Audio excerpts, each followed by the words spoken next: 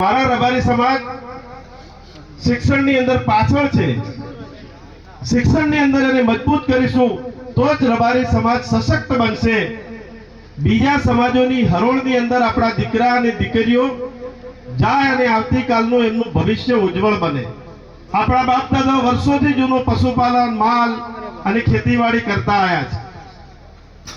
પરંતુ આજનો જે આધુનિક જમાનો છે, આજનો જે સમય છે, એ સમયની સાથે જવા માટે કરી અને સૌથી પહેલામાં પહેલું કોઈ અમોઘ શસ્ત્ર હોય તો એ શિક્ષણ છે. છેલ્લા 10 વર્ષથી શિક્ષણનું કામ હાથ ઉપર મેં લીધું મારા જાહેર જીવનમાં આવ્યા પછી. તો એની અંદર મને કયો ઉણપ લાગી હોય, ખૂબ ઉત્સાહ સાથે રબારી સમાજ કામ કરે છે. અને મેં અહીંયા 15 કરોડ ભેગા કર્યા ત્યારે જોયું કે જેના ઘરની પરિસ્થિતિ નથી, છતાંય કે મારા રબારી સમાજનું શિક્ષણનું જ્યારે મંદિર બનવા જઈ રહ્યું છે, તો એને પેટે પાટા બાંધીને પણ રબારી સમાજના શિક્ષણ ભવનની અંદર મંદિર માટે પૈસા આપ્યા છે. મેં મારી નજરે જોયા. અને એટલા માટે મને એ વાત હતી કે મારો રબારી સમાજ કઈ રીતે મજબૂત બને, સશક્ત બને, સુખી અને સંપન્ન બને. તો એના અંદર પાયાની જો ખોટ હોય તો આપણા જે બંધારણના રિવાજો આપણા વર્ષો પહેલા જે બનાવેલા છે એની અંદર ખૂબ દેવાની અંદર આપણે ડૂબી જઈએ છીએ. આજે સોના અને ચોદી ભાવ જુઓ, મોંઘવારી જુઓ, આવક આપણી એની એ જ રહી અને ખર્ચાઓ એટલા બધા થઈ ગયા છે કે ન છૂટકે દેવું કરીને પણ એના ઘરના લગ્ન પ્રસંગ, મરણ પ્રસંગ, આ પ્રસંગો કરવા પડતા હોય છે. એ સમાજના મોભા પ્રમાણે કરવા પડતા હોય છે અને એના કારણે દેવાના ડુંગર નીચે દટાઈ જાય. એના કારણે એના બાળકોનું જે શિક્ષણ છે એ શિક્ષણ અધૂરું રહે છે. અને એનું શિક્ષણ અધૂરું રહે એટલે રબારી સમાજનો ભાવિ અંધકારમય જ છે. અને એના માટે કરી અને આ વિચાર આવ્યો અને વિચારના કારણે કરી અને આજે અમે ગોવાભાઈ, રતનભાઈ, બધા જ સમાજના આગેવાનોએ ભેગા થઈને નક્કી કર્યું કે સમાજના બંધારણની અંદર જડમૂળમાંથી ફેરફાર કરી અને આજનો જે આધુનિક જમાનો છે, આધુનિક સમય છે અને દરેક સમાજો જે સમય પ્રમાણે ચાલ્યા છે એ સમાજોએ ખૂબ મોટી પ્રગતિ કરી. ત્યારે સમય સાથે ચાલવા માટેનો આ યોગ્ય પ્લેટફોર્મ છે અને યોગ્ય રસ્તો છે. એટલા માટે આપણા સૌની વચ્ચે નવું બંધારણ, નવા રિવાજો, જે આપણા કુરિવાજો છે એને સંપૂર્ણપણે બંધ કરી અને આ નવા બંધારણ પ્રમાણે કહ્યું કે આપણને તકલીફો પણ મળશે. પરગાળા અલગ હશે, ગોળ અલગ હશે, સમસ્યાઓ અનેક ઘણી આવશે. પરંતુ હું એટલું ચોક્કસ કહું છું કે જો આ બંધારણનું પાલન કરી અને આવતીકાલનું આપણા રબારી સમાજનું ભવિષ્ય બનાવવા જઈશું તો આવનારા સમયની અંદર રબારી સમાજને કોઈ પણ પાછો નહીં પાડી શકે. અને એટલા માટે મારી વિનંતી છે કે સુખે દુઃખે પણ આ બંધારણને પાળવા માટેના પૂરા પ્રયત્નો આપ સૌ કરો, જેનાથી કરી અને આપણો સમયની જે બરબાદી થતી હતી એ બચશે. આપણા ખોટા ખર્ચાઓની અંદરથી દેખાદેખીમાંથી જે પૈસા થતા હતા એ પૈસાની પણ કયો અંશે બચત થાય અને બચત થયેલામાંથી ફૂલ ને તો ફૂલની પાંખડીના રૂપે તમે તમારા નજીકનો જે શિક્ષણ સંસ્થા હોય એ સંસ્થાની અંદર દાન તરીકે આપો. એ આજના સમયની ખૂબ મોટું યજ્ઞ, મોટામાં મોટું આપણું મંદિર છે અને એની અંદર આપેલો એક રૂપિયો ખૂબ મોટું પુણ્યનું કામ પણ કરશે અને રબારી સમાજનું જે ભવિષ્ય બનાવવાનું છે, દીકરા અને દીકરીઓ, એનું ભવિષ્ય પણ બનશે. એટલે મારી આપ સૌને વિનંતી છે કે આ બંધારણ એટલા માટે લઈ રહ્યા છીએ અને એટલા માટે આપણે પાલન કરવું એ પણ જરૂરી છે. આ વિસ્તારની અંદરથી ખૂબ લોકો ભણી ગણી અને ક્યાંક નોકરી ધંધાર્થે જઈને પૂના, કર્ણાટક, બેંગ્લોર, હૈદરાબાદ અનેક જગ્યાએ ગયા છે. અને બધાને અનુભવ છે કે જેના ઘરની અંદર એક નાનું સરખું પણ શિક્ષણ આવી ગયું, વેપાર ધંધો આવી ગયો, તે જીવતો જાગતો ચમત્કાર આપણે બધાએ જોયો છે. તો આટલો મોટો જો ચમત્કાર શિક્ષણની અંદર હોય તો શા માટે શિક્ષણથી આપણે વંચિત રહેવું?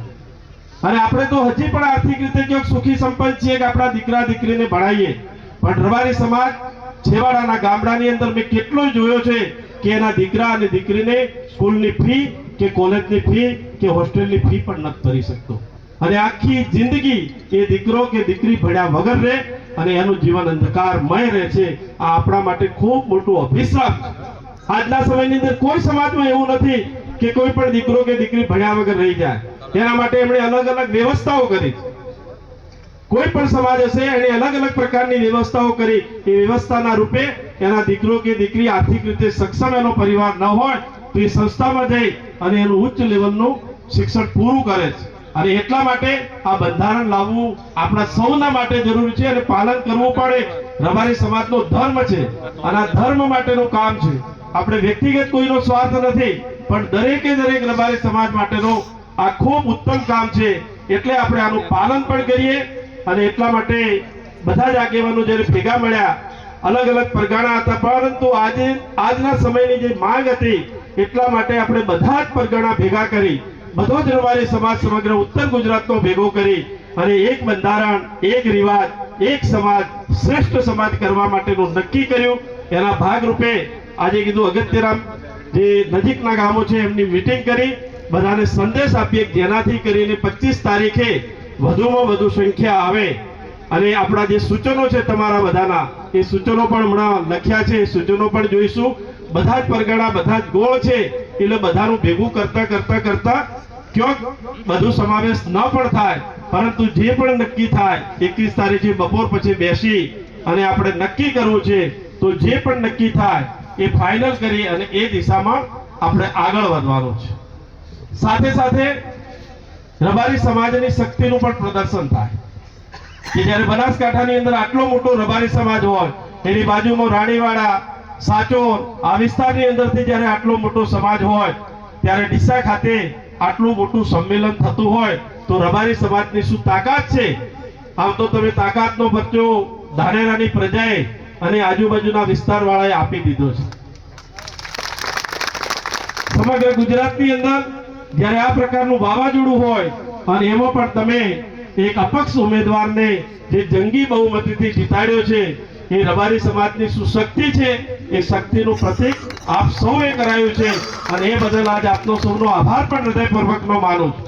બાજુના રાજ્યના રાજસ્થાનના પણ બધા આગેવાનોનો આભાર માનું છું કે આપ સૌએ રબારી સમાજની સંગઠનની જે તાકાત છે અને સાથે સાથે સર્વ સમાજના લોકોને ભેગા રાખી અને જે પ્રકારનું કામ કર્યું એની નોંધ સમગ્ર ગુજરાત રાજ્ય પણ લીધી છે.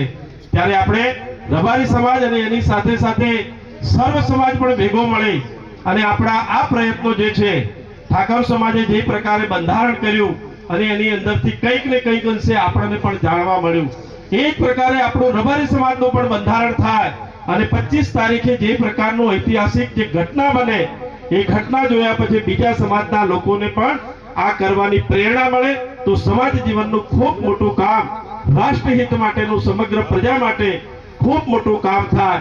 એ પ્રકારનો જ્યારે અવસર છે ત્યારે આપ ખૂબ મોટી સંખ્યાની અંદર આપનો પોતાનો પ્રસંગ છે અને એમાં ખાસ કરીને જ્યારે ધારાસભ્ય તરીકે હું તમારા વિસ્તારનો હોઉં અને ત્યાં આગળ કામ લીધું હોય ત્યારે આ પ્રસંગ તમારો છે એ ગણીને ખૂબ મોટી સંખ્યાની અંદર ઉપસ્થિત પણ રહો. અને યુવાનોને વિનંતી કરું છું કે થોડા ઘણા યુવાનો 24 તારીખે આવી અને સમગ્ર બનાસકાંઠા, બૃહદ બનાસકાંઠાનું જ્યારે ડીસા યજમાન કરતું હોય ત્યારે આપ પણ એ વ્યવસ્થાના ભાગરૂપે વધુમાં વધુ સંખ્યાથી જોડાય અને આવનાર સૌ રબારી સમાજનું વિશેષ સન્માન કરી અને બંધારણનું ચુસ્તપણે આપણે પાલન કરીએ, એ જ અભ્યર્થના અસ્તુ.